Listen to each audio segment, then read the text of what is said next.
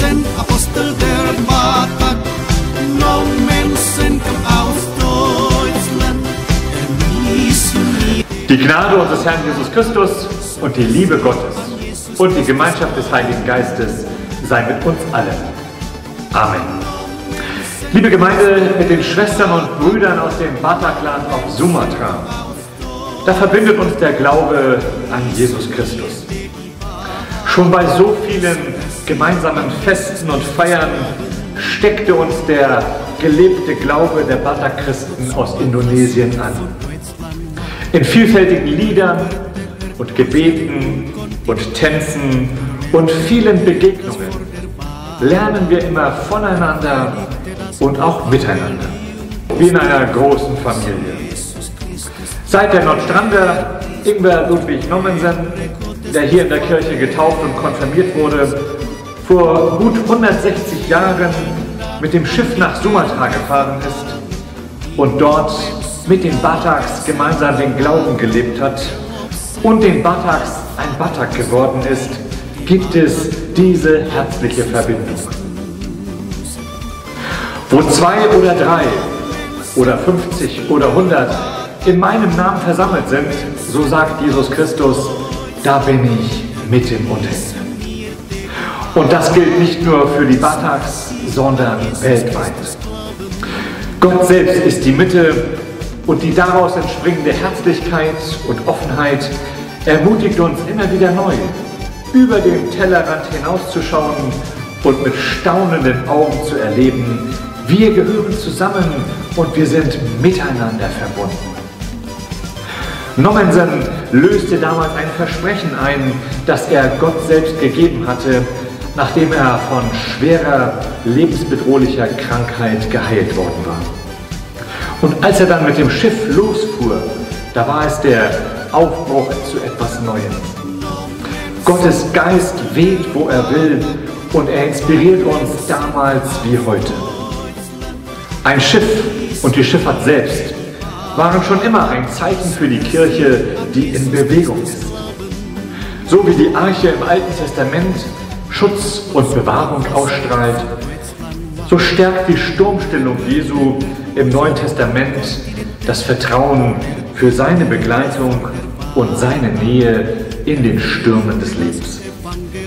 Und für die Schifffahrt gibt es 2 kurze Regeln, übrigens nicht nur für Seefahrer, sondern für alle Menschen, die so manche Fahrt im Leben hinter sich und auch vor sich haben.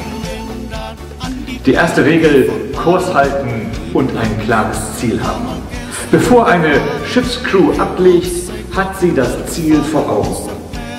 Und dazu dienen Orientierungspunkte wie Leuchttürme oder Kompass, und die Fahrt in unserem Lebensschiff dürfen wir getrost uns ausrichten lassen an den Angeboten und Leitlinien der Bibel. Gott zu lieben und unseren Nächsten wie uns selbst. Diese Botschaft leuchtet wie ein Leuchtturm und weist uns den Weg durch die See des Lebens. Mit den Geschichten, den Gebeten und den Ermutigungen der Bibel dürfen wir uns immer wieder neu orientieren, dürfen unseren Kurs überprüfen.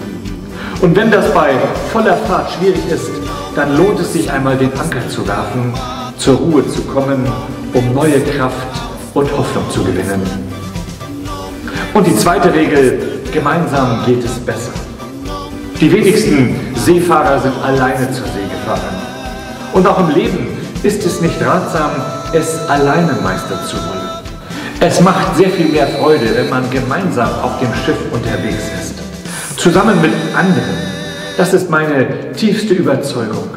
Man wird nicht so schnell müde, man kann die Kräfte miteinander teilen und wir dürfen uns immer wieder gegenseitig ermutigen, unterstützen und einander helfen. Wir sind immer wieder eingeladen, mit offenen Türen einander willkommen zu heißen. Und wir dürfen mit gutem Kurs voraus uns von Gott leiten lassen. Aufbrechen mit dem Ziel vor Augen und gemeinsam im Glauben unterwegs zu sein. Das, liebe Gemeinde, wünsche ich uns allen von Herzen. Amen.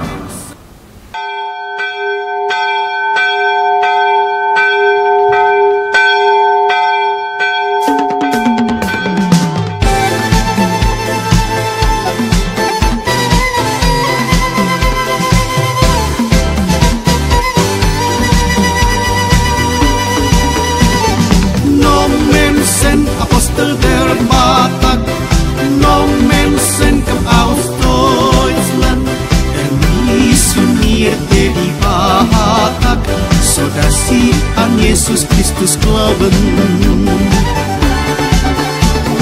Nomen sind Apostel der Batak, Nomen sind aus Deutschland. Missionierte die Batak, so dass sie an Jesus Christus glauben. Tot Sumatra soet von Deutschland war, recuerde oceane un continente, lehrte das vor der Bata, predigte das Evangelium Christi, dass Jesus Christus der Herr ist, der Herr Gottes des Vaters.